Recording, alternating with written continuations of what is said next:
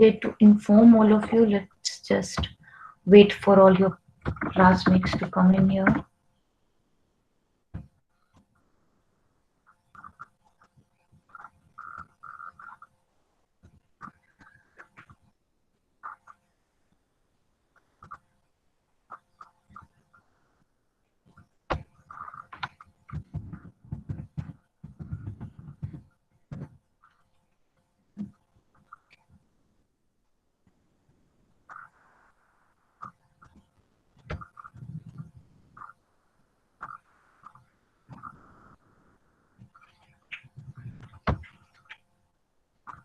Sarah ma'am.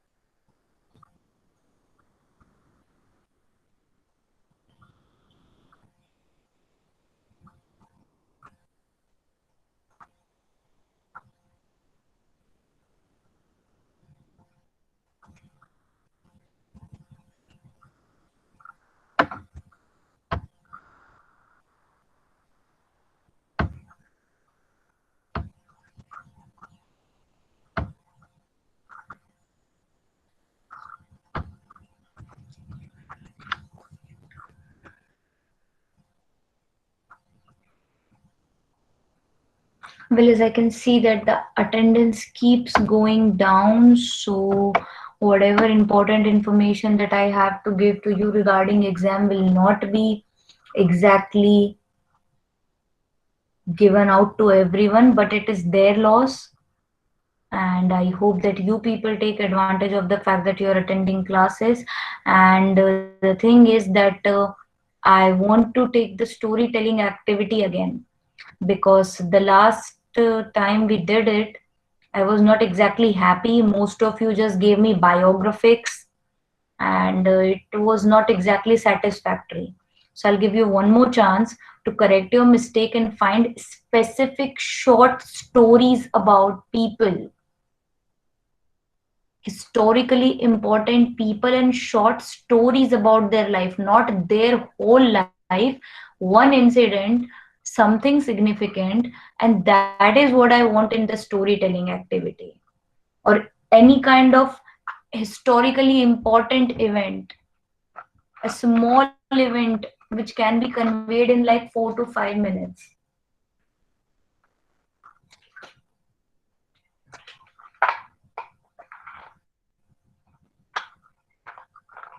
And I hope that all of you have compressed your presentations to 4 to 5 minutes, because I will not be able to give you more than 4 to 5 minutes to do your presentation.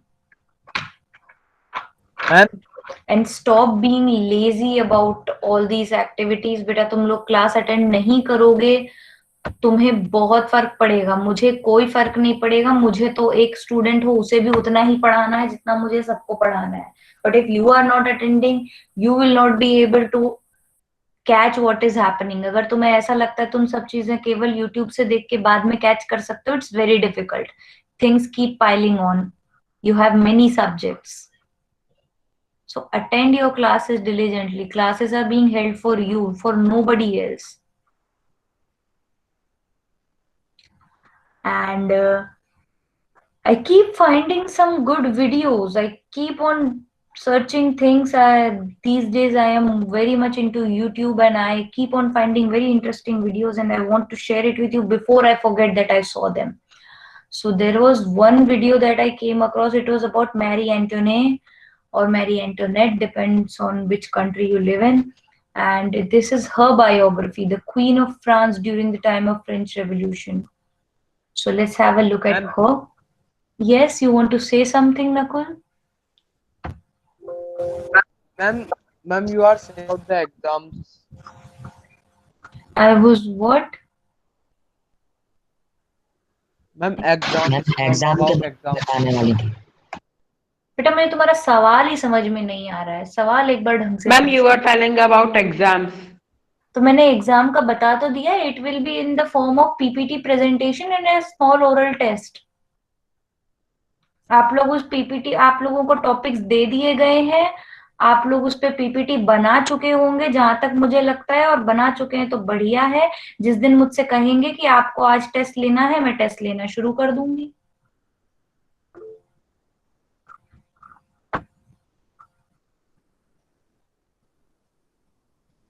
I don't know. I have not been given any date for the test. This is your periodic test जो कि PPT presentation के form में होगा। There will be 10 marks for content, there will be 10 marks for presentation, there will be 10 marks for the originality that you bring in, and 10 marks for the small oral test that will follow through. Total 40 marks का होगा। That is what I have decided. If there are some changes which are made by other people, I can't say about that. 5 minute maximum के मैं दे रही हूँ कि भले ही छोटा topic लो लेकिन वो क्लियरली समझ में आना चाहिए। और छोटे टॉपिक का मतलब ये नहीं केवल 2 लाइन एक्सप्लेन कर दी और अपने हाथ खड़े करके बैठ गए, तो मैं उसमें 2 नंबर दूंगी।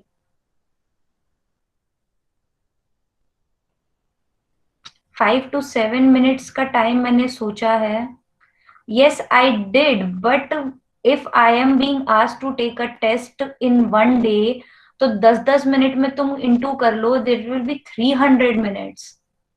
Nobody can focus that much. That's why I have cut short the time and I am telling you in advance, well in advance. अभी टाइम टेबल भी नहीं आया है।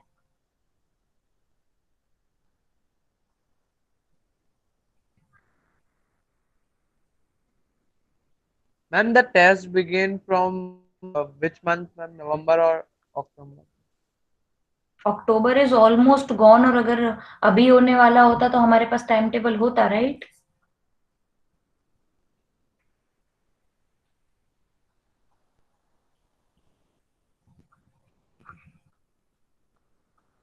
Any other question?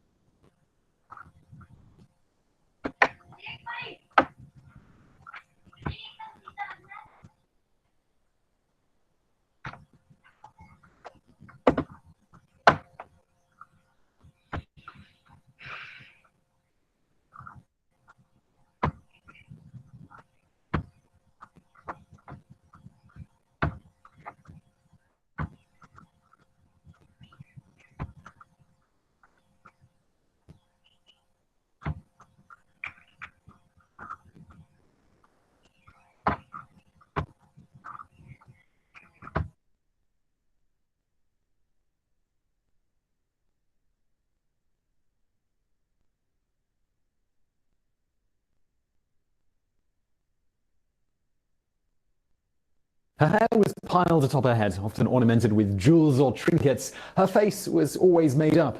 She wore the finest gowns and jewelry. At only 19 years old, she was already a queen, and in the tumultuous times in which she lived, she soon became a symbol of all that was wrong with French royalty.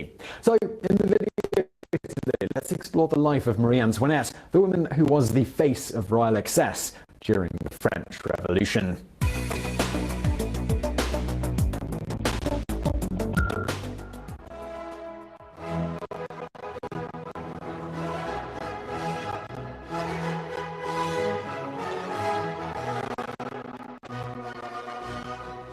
Though now inextricably linked with France, Antoinette wasn't a native of the country. Descended from the Habsburg line, she was born into royalty in Austria. Marie Antoinette entered the world world in 1755. She was the daughter of the Empress of Austria and the Holy Roman Emperor. Like many born into royalty, she had a lengthy name, Maria Antonia Josepha Joanna. Growing up, she was educated by private tutors. Her education focused on morality and religion. This was typical at the time for an aristocratic female's education. Though she had a private tutor that worked with her, Antoinette was no great shakes at academics. In fact, she could barely read and write her native German, much less the French that she also had to study.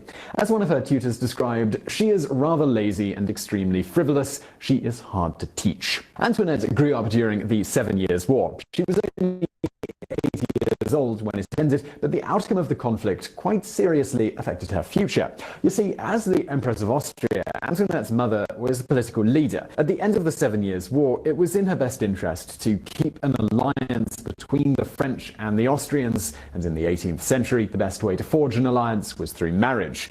2 years after the war ended, when Antoinette was but 10 years old, her mother pegged the 11-year-old heir to the French crown as her best bet for a son-in-law. The necessary arrangements were made, and at the age of only 14, Antoinette was married off into foreign royalty to Louis Auguste Bourbon.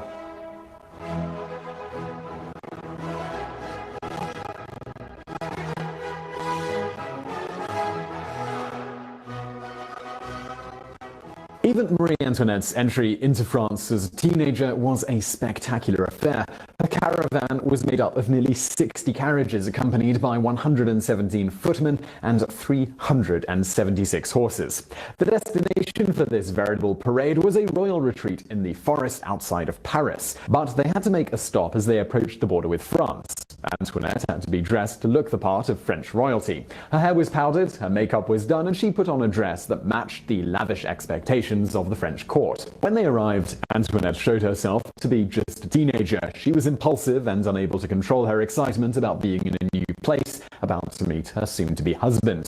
Rushing out of the carriage, she dashed up to the King of France, and when she curtsied, he was charmed. But the king's grandson, the future husband of Antoinette, did not share his betrothed's extroverted personality. He did not dash up to her on her arrival. Instead, he averted his eyes, gave her a quick formal kiss on the cheek, and then stayed silent. Meanwhile, Antoinette and the king chatted away merrily. One day after Antoinette met Louis, the two were married. The May 16th, 1770 wedding ceremony was held in the chapel of the famed Palace of Versailles. Antoinette's dress was white and silver, an opulent gown decked out in diamonds. But there was a major problem with the gown. It wasn't the right size. For any bride, discovering on your wedding day that your dress doesn't fit well would be a nightmare. But imagine being the future queen with all eyes of the court and the country upon you. Antoinette, she didn't fret, however. At least not publicly. She was expected to walk down the aisle and take the hand of Louis Bourbon in marriage. So that's what she did, with her shift showing through the back of her dress in between rows of sewn diamonds.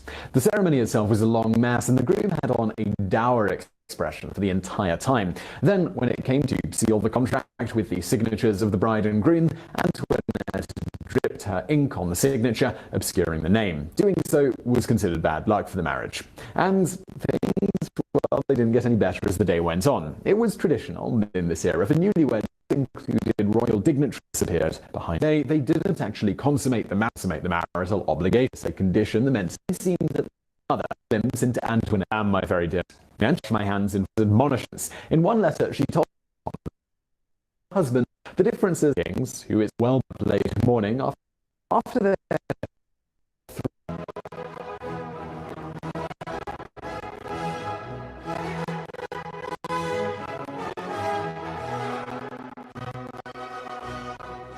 As Queen, Antoinette's tastes remained lavish, much to her mother's dismay. In an almost portentous letter, her mother wrote, "You lead a dissipated life. I hope I shall not live to see the disaster that is likely to ensue." Her hair itself was a mark of her opulence, with wigs and ornamentation piled feet atop her head. Her hair was so extravagantly done that she could even hide tiny vases of water in it to keep the ornamental flowers fresh. Leonard Outy, her hairdresser, became a cultural icon in his own right. The women of the court and of high society in Paris began emulating Antoinette's hairstyles, with mourning women even going so far as to ornament their towers of hair with urns. Her jewelry was also flashy. 2 of her diamond bracelets were worth as much as an entire mansion in Paris. Just getting dressed in the morning was literally a production. One of Antoinette's maids would hold up a book of fabric samples for her to help her decide what to wear. Then she'd put on layers of undergarments, including a frame for under her skirt to emphasize her hips. A corset, of course, then layers of fabric, and then her dress. Again, her mother did predictably not approve. As you know, I've always been of the opinion that fashions should be followed in moderation, but should never be taken to extremes. A beautiful young woman, a graceful queen, has no need for such madness. On the contrary, simplicity of dress is more befitting and more worthy of a queen. I love my little queen and watch everything you do, and feel I must not hesitate to draw your attention to this little frivolity. The royal couple was living well and showing it off, but the people of France weren't sharing in the opulence, and not all of the French population was impressed with their new queen's luxurious style. In the late 1770s, the harvest in France, it wasn't going well. Grain was at a premium, prices were skyrocketing, and farmers and peasants, they were hurting. There were literally riots in the street over bread. It is during these riots that Antoinette was supposed to have said, "Let them eat cake," but she never actually said this. That phrase was attributed to her much later in 1843. Antoinette may have never uttered that famously callous phrase, but she certainly wasn't sympathetic to the plight of the peasants. In fact, even as her subjects were suffering, she continued spending even more. She gambled and she spent money to construct her own private retreat at Versailles. The building, known as the Trianon, already existed. Antoinette, though, she needed to make it her own. She installed artificial rivers, a rotunda, and a series of what appeared to be rustic cottages. Once inside, it became clear they were anything but. They were furnished in the typically comfortable style of the wealthy, complete with pool tables. Silk hangings and other ornate wall decor, fine china, and luxury furniture brought the cost of the retreat to an astounding 2 million francs. Beyond the cost of the decor and the property, the Trianon also caused other problems for Antoinette among her subjects. People wondered why a queen would need such a retreat, so they jumped to conclusions and began spreading rumors and gossip. The queen, she was hosting men, they said. Obscene gatherings had to be happening at the Trianon. Why else would she need a lavish getaway for just herself and her friends? One rumor, it persisted, and that was of Antoinette's affair. They decoded a letter. Among the decoded passages is this: "I was in 1774 and saw each other fight in the American Revolution. Centuries has person telling me she was certainly giving the people of France a great deal to talk about." Discussions of Antoinette as a traitor to her husband and about her frivolity with money were spread in pamphlets distributed throughout France. Drawings of Antoinette accompanied acerbic words showing her in extravagant dresses. This drove great ire towards her and the rest of the royal family.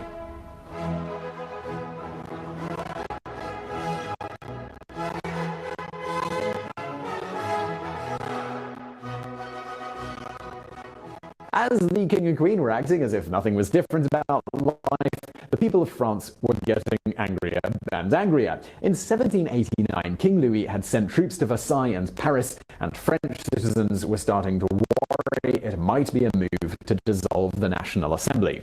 In response, 900 Frenchmen descended upon Paris and stormed the Bastille prison.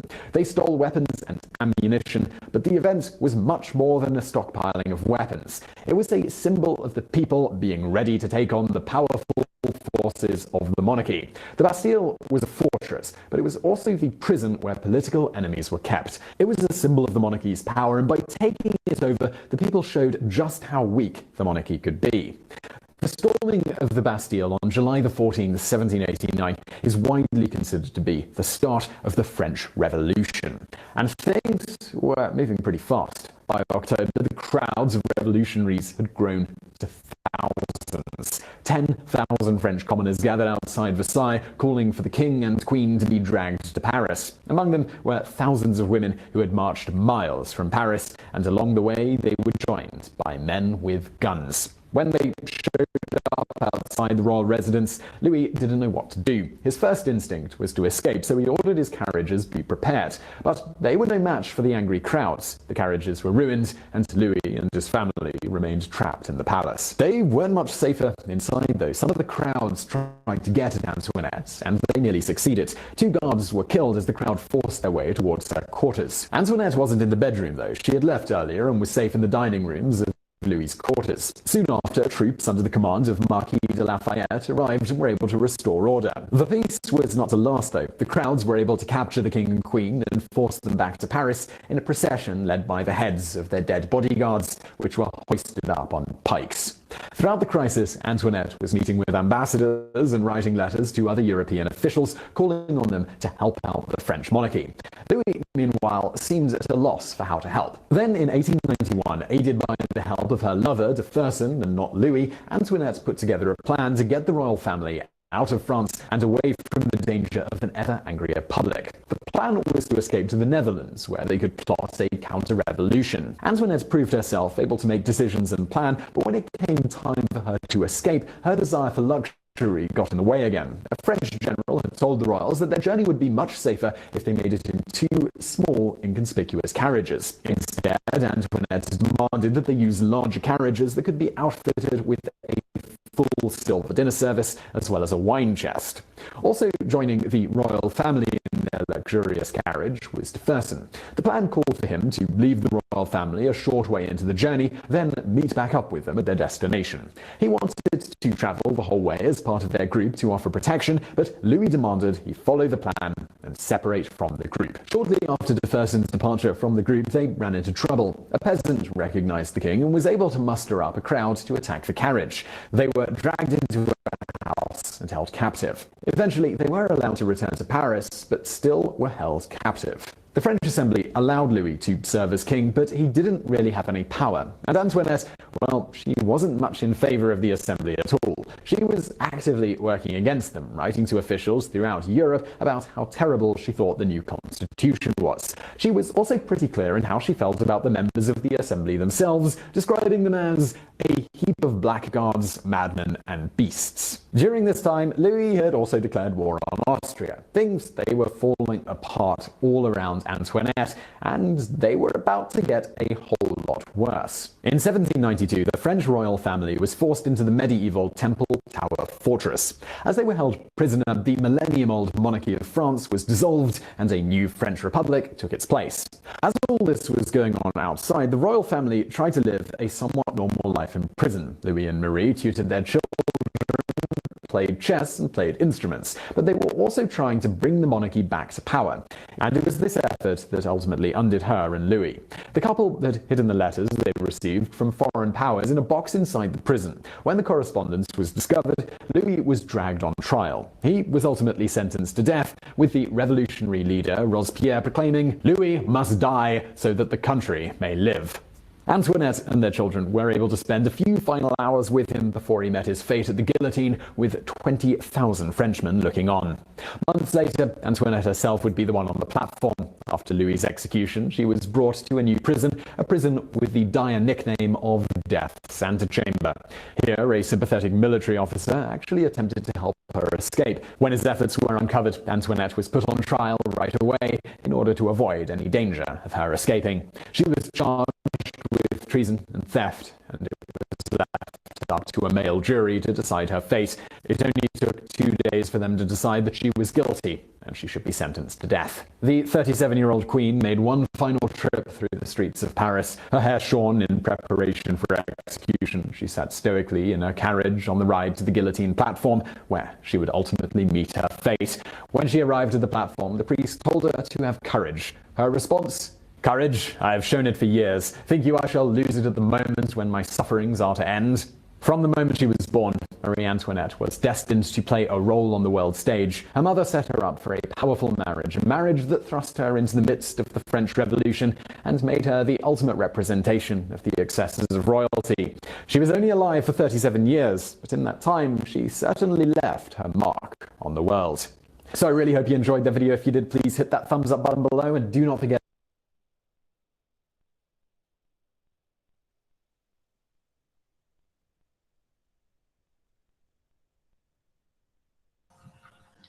So that was the look on French Revolution from another angle. Anybody has any thoughts they want to share about it?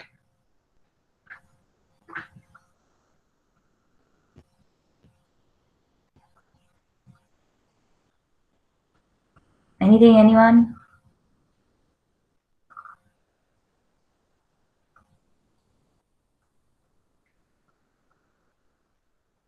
And yes, about the report cards, they have been sent to you. And if somebody has any problem, you can contact me on my WhatsApp number. And I hope you have done as much as you expected. But if you have not done as much as you expected, there is no problem. You have other periodics to cover up your performance. और अब paper ऐसा नहीं होगा जिसमें आपको लिख के भेजना होगा. It will be different for every subject. तो यहाँ इस चीज का ध्यान रखें कि अब डिस्क्रिप्टिव टेस्ट नहीं होगा तो आप लोग मक्कारी नहीं कर पाओगे. आप लोग आराम से नहीं बैठ सकते. You need to work harder and more than work harder you need to work smarter.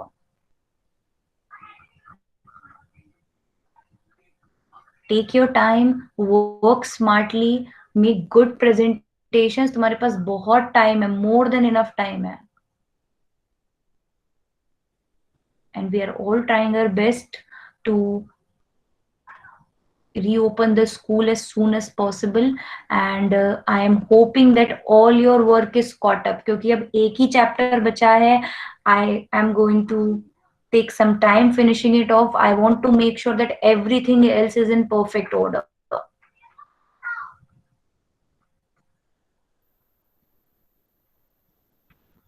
तो हम लोग अब नेक्स्ट क्लास से हम लोग मैप वर्क शुरू करेंगे.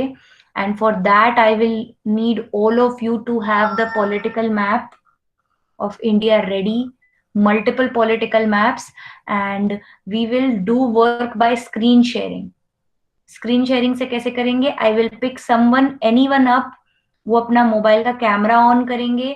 मैं उन्हें बोलूंगी कि उन्हें क्या मार्क करना है, and they will mark it on their map with their hand. Is that clear? Are you understanding my point?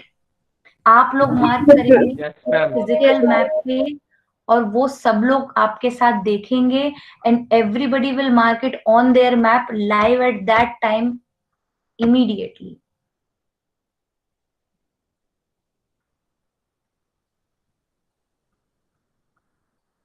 So procure maps लाके रख लीजिए. पेंसिल्स तैयार रखिए.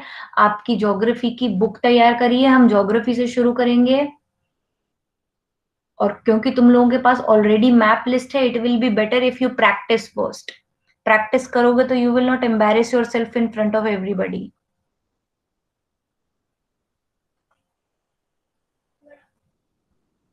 Yes, anything?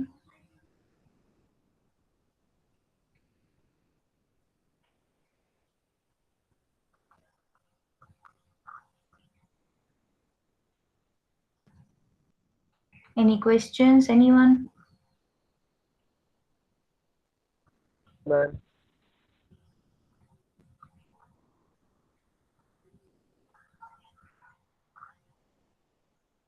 Anybody who wishes to complete their presentation work? There are some who have not done the presentations. It's my duty to ask you, although I don't want to, but I will ask you anyway, because I'm still hoping that you care about your future a little bit. Because how you perform in this class will definitely affect the way you will get marks next year also, because I'll be the one teaching. You are creating your goodwill here. And goodwill takes you a lot far. If you are not going to submit things, then of course that is going to affect this year's marks, and if that carries forward next year also, then nothing will be able to help you in boards. So that will be all for today. Thank you, and Saira. Saira ma'am. Thank you, ma'am. Sarah, ma'am. Saira